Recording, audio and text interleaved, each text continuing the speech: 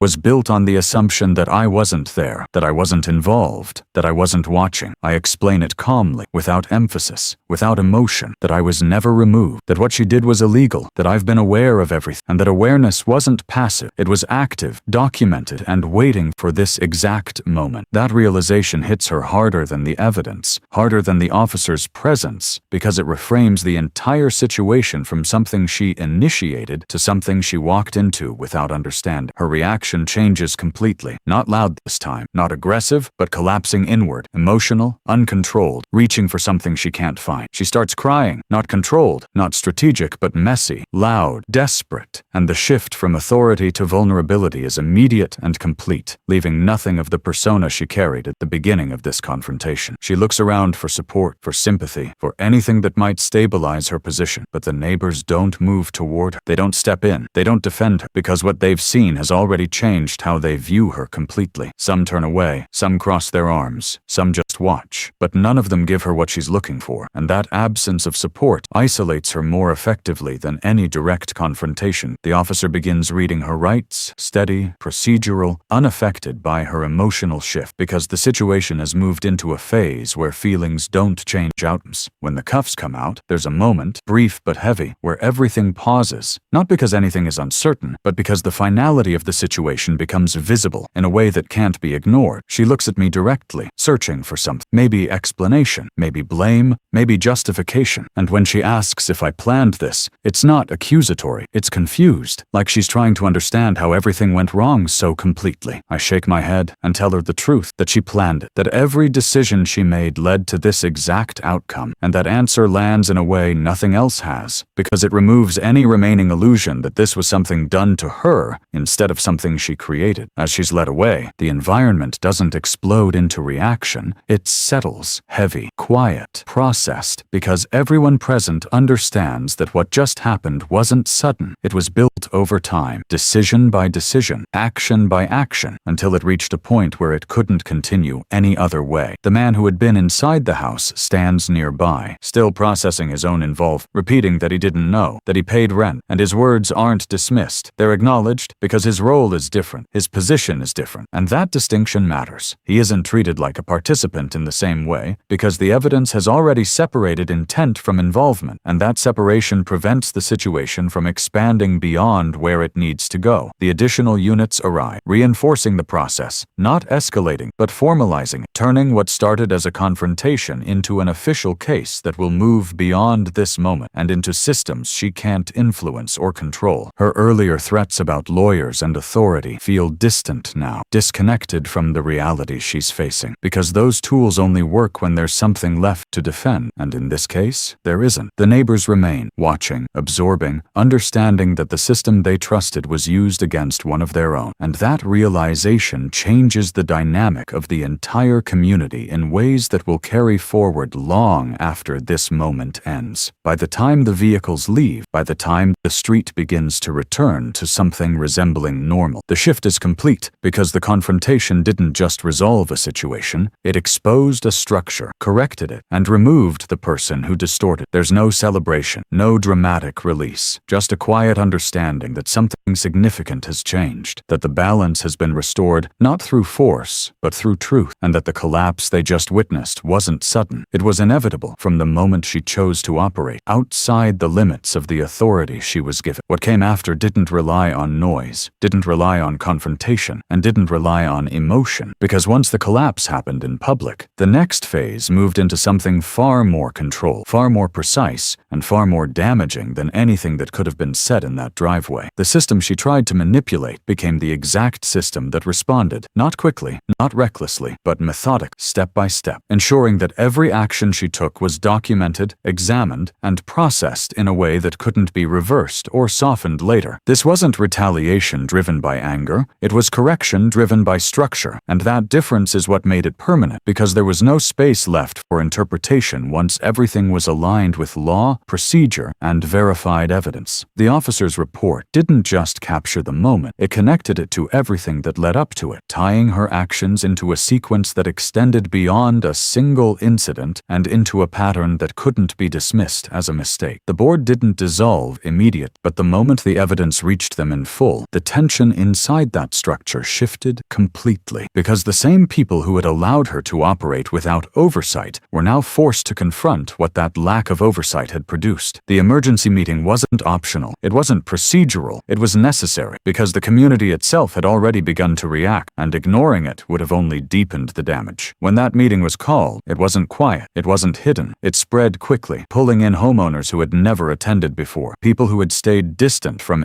HOA decisions, suddenly recognizing that what happened could have affected any of them. The room filled beyond its normal capacity, not with noise, but with presence, with attention, with expectation that something real would be addressed instead of deflect. When I walked in, there was no introduction needed, no explanation required, because the story had already moved through the neighborhood, through conversations, through recordings, through first-hand accounts. And the difference in how people looked at me compared to how they had looked at her was immediate and unmistakable. This wasn't about authority in the sense she had used it. This was about recognition, about understanding, about the community seeing clearly where things had gone wrong and who had been affected by it. The acting president tried to maintain control, tried to keep the meeting within the boundaries of an agenda, but the agenda itself felt irrelevant, disconnected from the reality everyone was there to address. Words like investigation and concern were used carefully, cautiously, but they didn't carry the weight they normally would, because the situation had already moved beyond uncertainty and into confirmation. The moment documentation was placed on the table, everything shifted again, not dramatically, but decisively, because proof presented in that setting carried a different kind of weight, one that couldn't be ignored or redirected. The folder didn't just contain isolated pieces, it contained connections, financial records, communication logs, approvals that didn't align, signatures that repeated in ways that raised immediate questions. And once those details started to be read out loud, the room changed. The silence that followed each number, each transaction, each confirmation wasn't empty. It was heavy, because because people weren't just hearing information, they were understanding its implications in real time. The system they trusted had been used against them, not just in one instance, but in a way that suggested it could have happened again if it hadn't been stopped. The vote that followed didn't feel procedural. It felt inevitable, because once the information was laid out, there wasn't a reasonable argument left to maintain the existing structure. The board was dissolved quickly, not rushed, but without resistance, because resistance would have required justification, and there was none left. What replaced it wasn't immediate control, it was transition, a shift toward rebuilding something that wouldn't allow the same gaps to exist again. That transition mattered more than the removal itself, because it showed that the correction wasn't temporary, it was structural, designed to prevent repetition rather than just respond to what had already happened. Outside that room, the situation expanded beyond the neighborhood, because once something like this reaches a certain level of clarity, it doesn't stay contained, it moves, it spreads, it becomes part of a larger conversation about authority, responsibility, and what happens when systems are misused. Reporters didn't arrive by accident, they arrived because the story carried weight, because it connected to something broader than a single HOA dispute, because it represented a failure of oversight that people recognize instantly. The questions they asked weren't about drama, they were about accountability, about rights, about how something like this could happen and what it meant moving forward. The answer I gave wasn't rehearsed, it wasn't complicated, it was direct, because the situation didn't need embellishment to be understood. Karen's response from outside the scene didn't change anything, because once the process moved into formal channels, her ability to influence it disappeared completely, and every attempt she made to shift blame only reinforced the evidence already against her. She pointed at the board pointed at procedure, and procedure was examined in a way that stripped it down to its actual requirements, exposing where it had been ignored, bypassed, or manipulated. None of those attempts created distance from her actions. They just confirmed how deeply embedded she was in every decision that mattered. The charges that followed weren't unexpected, they were aligned with everything that had been established, and once they were in place, the situation moved into a phase where resolution wasn't a question, it was a process. What made this phase different from everything before, it was the absence of resistance, because once authority is removed and replaced with verified structure, there's nothing left to argue against, nothing left to reinterpret,